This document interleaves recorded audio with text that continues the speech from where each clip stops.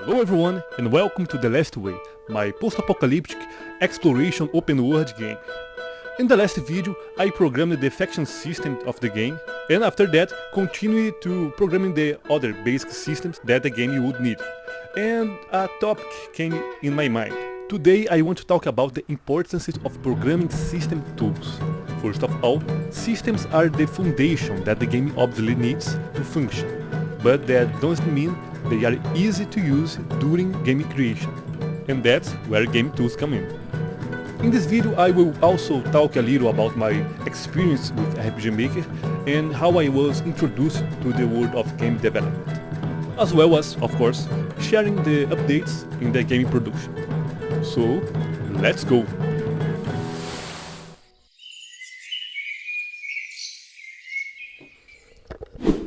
Okay, first I will explain why the topic came to my mind. As a developer, knowing that making even a small games demands a lot of work, it's smart to develop practical and quick ways to build your game.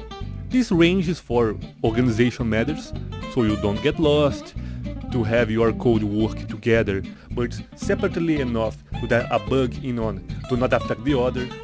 And this also means always seeking to improve the way you work.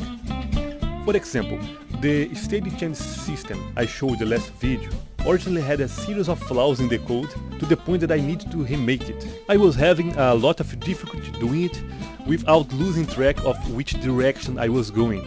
It was like painting a picture looking closely only to the area you are painting without knowing how the whole picture looks. The solution I found? Run the code first. Since in practice a code is just a sequence of logics working together, I drew an interaction of each of these logics and what each one should do, where and when. Basically, I drew a map of what the code would look like without having to program anything, like drawing a blueprint of a building to know how it should look after it's built. This technique of drawing the code worked so well that I used it several times and it speeded up the programming process. On the one hand, it sounds quite obvious. Want to increase the performance on a task? Well, plan first. But on the other hand, it highlights a way of thinking that I consider very important, which is making the game creation process as easy as possible. And what made me acquire this way of thinking was precisely my experience with RPG Maker, which was also my first experience with game development. When I was a child, around 8 years old, I lived in a small town with only one street in the middle of nowhere. It was a rural area, so there was no internet, there was hardly any cell phone signal. Once a cousin from the city traveled there and stayed for a few days. He brought a laptop, was the first one that I ever seen, and showed me a game he was playing in RPG Maker, and as well as the RPG Maker itself, that he was using to make games. And he gave me what was perhaps the most important gift of my life so far. An RPG Maker installation CD with also other games made within. I did not have a computer at the time, but I managed to get one, very old, that was stored at my home since my family had owned a LAN house in the past. And it was by learning how the engine worked that I began to understand my own game making process, and much of what I want with The Last Way still comes from that time. But what the engine have of special? Look this scenario for example. I created in 10 minutes with NPCs that interact, say different things, have a knife on the balcony you can pick up to cut these vines that open another door, and a cutscene with this character. It was so quick and easy to do all this in the engine because, firstly and most obviously, the systems are already programmed. While in Game Maker you have to create a code like this from scratch just to make a character move, in RPG Maker you create a character with 2 clicks. Secondly, the tools the engine gives you to build the game are practical and intuitive. For example, look at how to create a dialogue. You click the text message button, write the text, and select the face you want to appear. Continue stacking the messages and you have a dialogue. And now, going back to the game and applying the idea of making everything easy and practical, I programmed this interaction system. When you approach an NPC, an icon appears, and if you press the A key, the interaction starts.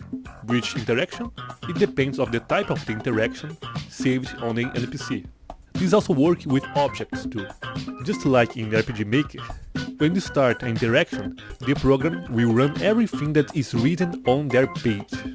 In the game, the NPC will run their page as a configured function, and how easy it is to create a dialogue that way for us to see. This is the code needed to create a text box with a face on the side. And this is the function that I created to create text messages. In it, insert the text and specify which face you want to use, in the same way as RPG Maker, but without the pretty interface. I created a test face set, this sheet of expression for the same character, and gave each expression a number, so I could reference exactly which expression I want to the character to be making.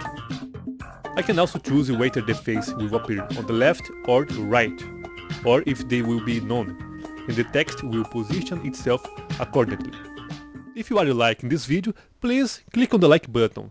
This is important to YouTube send the video for more people, and if you want to follow the game production, subscribe in the channel. Now back to the video. Now, another tool I created. Remember how in the previous video the NPC reproduced a behavior for each different state? Now this behavior is not a single function, but it's a list of different functions. I did this when I was thinking about how to make the enemies easily configurable, and remembering RPG Maker again, I analyzed how enemies are configured there. You give them their stats and define which attacks and abilities they possess. Attacks and abilities, in turn, are pre-programmed and can be used by several different enemies. The two main types of attacks in the last way are projectiles and melee attacks. An enemy has a weapon assigned to them, and the attributes, values such as damage, knockback, etc., are saved in the weapon and not in the enemy. Furthermore, the weapon can have more than one attack, but the enemy don't necessarily need to use all of them. Let's take the staff weapon as an example. It has the simple strike attack, the strong strike, which is larger and stronger, the simple combo, which alternates 3 simple strikes with 1 strong strike at the end, and the block shot, which makes the enemy strikes any bullet or projectile near them, destroying the bullet. These attacks can be reused on various weapons, as they retrieve the damage, attack speed, etc. from the weapon's attributes. But how do you choose which attack to use? Well, it's easy.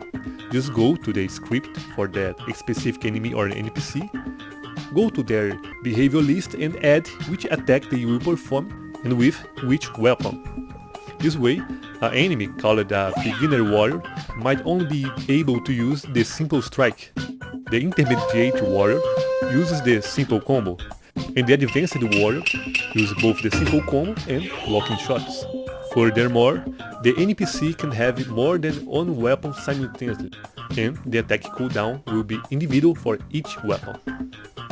And the movement behavior that the NPC will perform will also be included in the behavior list, possibly referencing a specific weapon.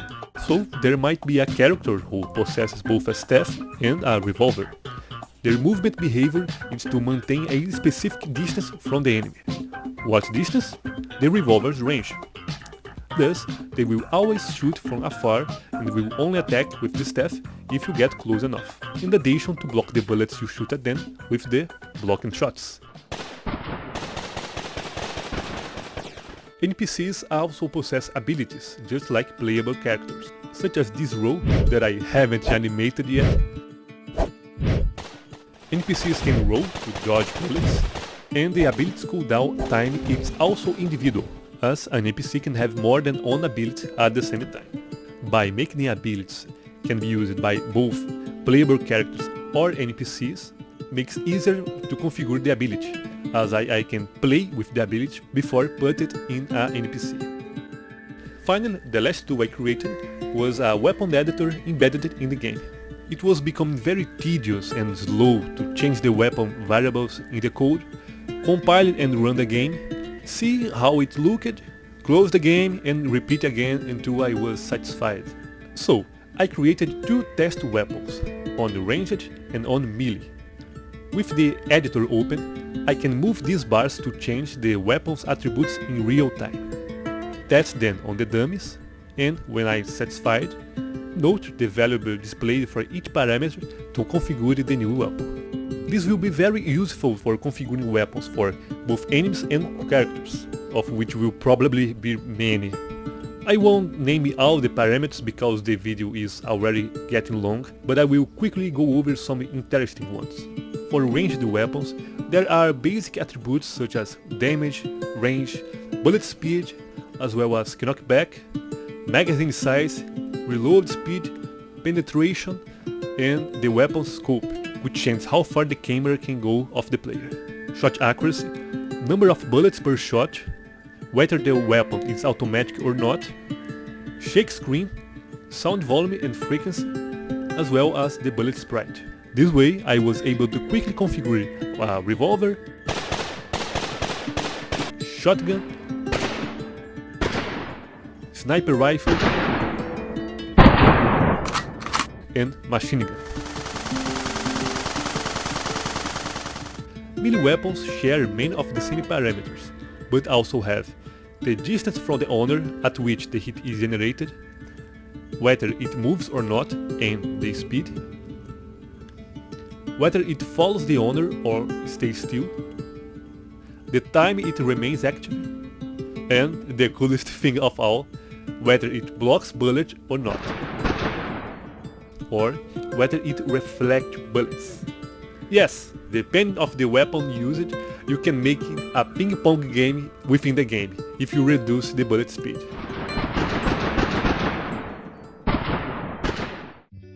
This video ended up being a kind of a tribute to RPG Maker, although I only scratched the surface of what the engine can offer. And I'd like to end this video saying that it's curious that I am using Game Maker while copying so much of RPG Maker. But the truth is that this is the reference that I have.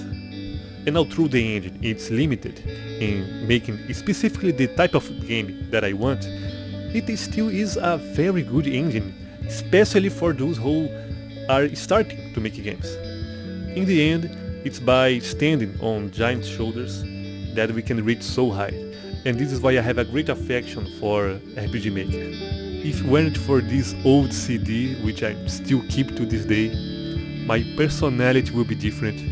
I would be a different person. I am who I am today only because I had the opportunity to be introduced to this world, and because a cousin, with one I practically have no contact, decided to spend his vacation in the countryside where I lived. Thank you very much for watching till here, and until next time.